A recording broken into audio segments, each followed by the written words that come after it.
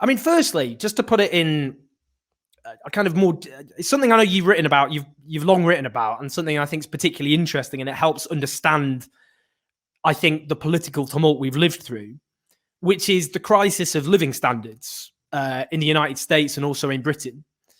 Britain's gone through the longest squeeze in living standards since the Napoleonic War, the worst squeeze for workers of any OECD country, the industrialized countries. And the United States, as you've written about, median male income is pretty similar to where it was in the 1970s.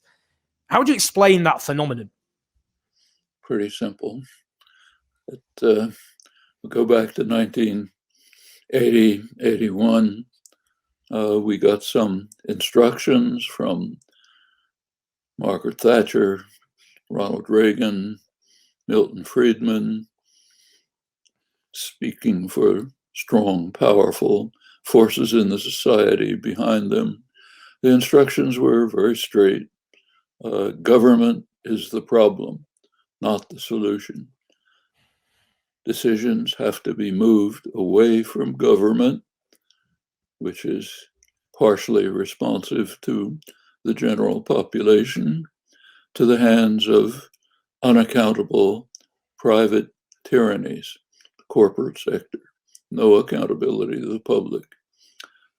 There is no society, just individuals trying to make it for themselves somehow and facing the ravages of the marketplace. That's apart from the rich and powerful who are guaranteed substantial government subsidies and support. For them, government is the solution. Then what's the responsibility and goal of the corporate sector that's now in the decision-making position? Milton Friedman, economic guru of the movement, wrote a very influential article right at the time in which he said the responsibility of a corporation is solely self-enrichment, has no responsibilities to the workforce, the community. True, the right of incorporating is a great gift from the community, but you don't have to pay anything back. Just enrich yourself. So just to make sure that there's no defense against this, Reagan and Thatcher immediately opened their terms by moving to destroy the labor movement, the one source of defense against attack and bitter class war. So put all this together.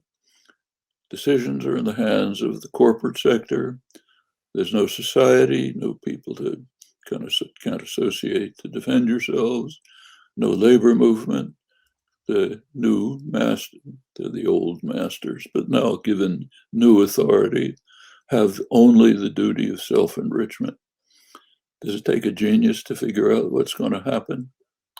Well, we now have 40 years of experience in what happened.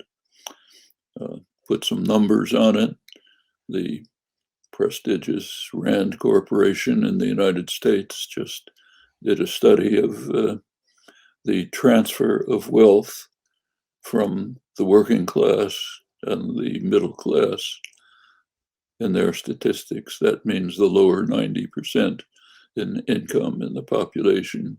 The transfer of wealth from them to the very top, not the top 10%, actually the top fraction of 10%. Their estimate is $47 trillion over 40 years. Vast underestimate. Reagan opened the spigots in all sorts of other ways prior to the Reagan-Thatcher neoliberal regime. Tax havens, shell companies were illegal. The Treasury Department enforced the law. This was all opened up. Then come tens of trillions of dollars of more money to the private sector that's running the show. It goes on in many ways. For the general public, it means stagnation, decline, obviously decline in the functioning of democracy. That's an immediate consequence of concentration of power. For the top 0.1% of the population, it's been a bonanza. Their share of wealth in the United States has doubled from 10% to 20% of total wealth. For most of the population, it's a matter of trying to get by from paycheck to paycheck. The benefits have declined.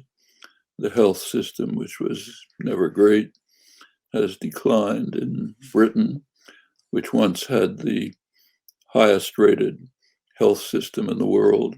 There's been a major effort by the political class to convert it into the worst system in the developed world, namely the privatized US system, with double the costs of other OECD countries and generally worse outcomes.